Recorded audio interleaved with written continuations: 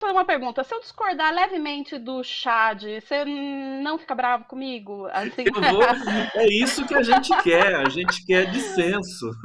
porque eu acho que o artigo dele, ele meio que compra uma certa perspectiva do governo que desconsidera tudo que alguns analistas e pessoas que estão de fora, olhando com um pouco mais de perspectiva, estão olhando e estão falando já há algum tempo, incluindo eu mesma. Por quê? Porque uma das coisas que, desde que começou a discutir a volta do governo Lula, um Lula 3, e se começou a ter indícios de que se retomariam os grandes eixos da política externa do Lula, do seu plano de inserção internacional do Brasil, dos dois primeiros mandatos, várias pessoas vinham dizendo que ele estava chegando com essas mesmas percepções que foram muito bem sucedidas naquele período, mas que o mundo era outro. Então, óbvio, havia uma conjuntura de grande reação e de grande reação a esses governos de extrema direita que estavam começando a surgir e se multiplicando, mas, contudo, entretanto, todavia, é bem importante a gente lembrar que, passada essa fase de reação e contenção, começam as negociações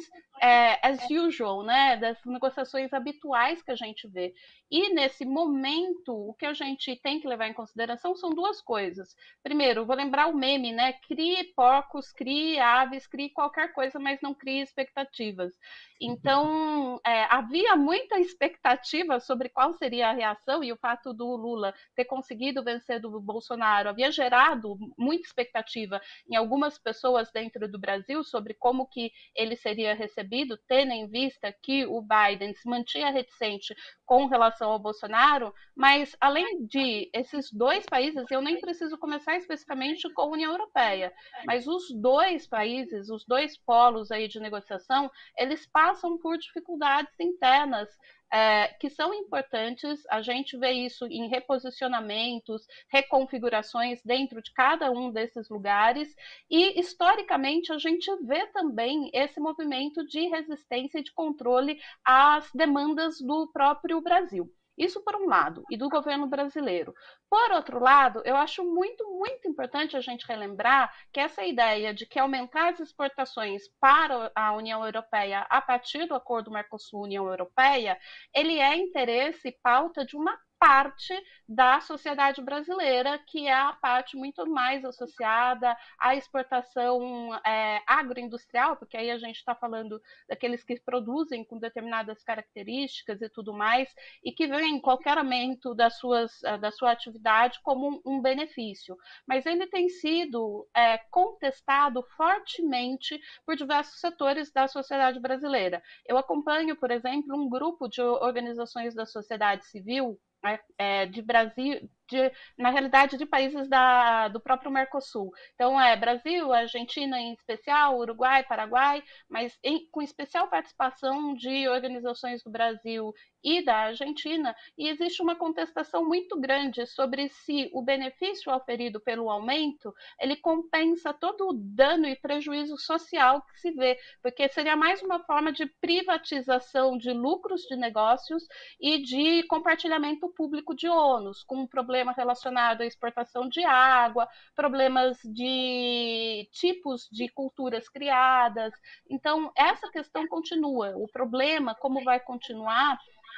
na realidade, ele é um problema que não tem sido considerado como por muitos analistas e parte da imprensa de se questionar se efetivamente esse perfil de exportação, esse perfil de negócio, esse perfil de inserção seria o mais adequado para os brasileiros de uma forma geral, o que tem sido feito por um grupo relativamente circunscrito de organizações da sociedade civil que acompanha essa discussão. E essa discussão é relevante, porque afinal de contas a gente vem de um longo histórico de fazer tudo para aumentar exportações, para ter reservas, para satisfazer lobbies internos, e eu acho que existem algumas pessoas que estão propondo colocar um freio nesse tipo de comportamento e estão tentando criar mecanismos a partir do Brasil mesmo para tentar bloquear essa questão. Então, embora hoje pareça que seja um protecionismo, você achar que é só protecionismo é não levar em consideração também esse outro tipo de demanda e discussão que está sendo feita e que já foi vital em outros momentos, mesmo dentro do governo PT.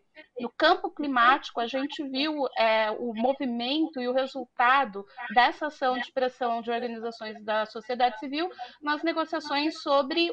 a assunção, né? Assumir compromissos de redução de carbono da passagem do governo Lula para o governo Dilma, quando o governo passou a assumir a possibilidade efetivamente de assumir metas de redução internacionalmente, embora historicamente defendesse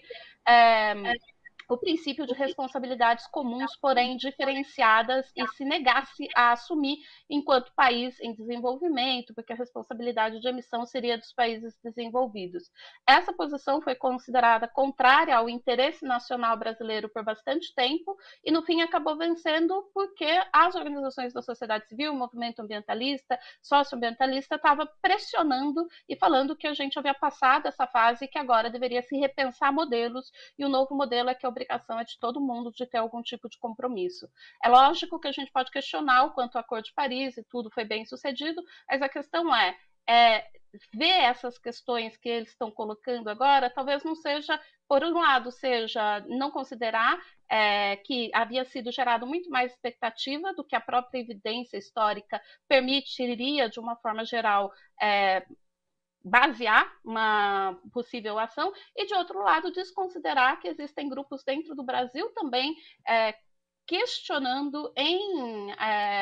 redes de ativismo transnacional com organizações europeias a viabilidade e a oportunidade desse acordo quando a gente pensa em sustentabilidade da vida e de modos de vida de uma forma geral.